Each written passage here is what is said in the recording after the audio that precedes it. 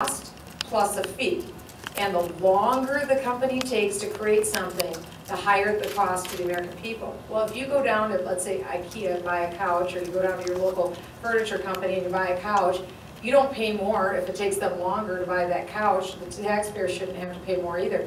We need to have a fixed rate, a fixed price when it comes to procurement, and that would change the Defense Department overnight, and that's a lot of Washington, D.C. So much of it are lobbyists, and so much of it is buying influence, and it's sickening.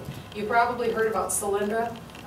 That's a big problem. That's probably your poster child for bad actors dealing with crony capitalism. And it's the idea that politicians get donations from political donors, then politicians go into office. When they go into office, they award contracts or special deals to all their special friends. Well, that's wrong. Solyndra is an example where, unfortunately, the president put his fundraiser in, his political fundraiser, in the Energy Department, and the fundraiser then tapped which of these companies gave money to the president, one of which was Solyndra. And Solyndra was given a $535 million loan, even though they had no chance of ever making money or being economically viable. And of course, they went under, and even worse, while they were going under, they switched the category of who would get paid back first in the event of a bankruptcy. The government was in the preferred position, but instead, they switched the contract so that President Obama's political donor was first, and then the government was a secondary creditor. This is just wrong. It is flat out wrong.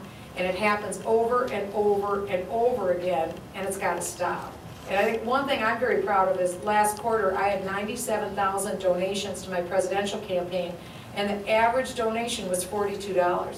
So it isn't rich people that are sending me money, it's real people that are sending money to my campaign, because I'm a real person. I'm not a politician. I've been fighting in the lion's den for the last 5 years in Washington, D.C. against the out-of-control spending.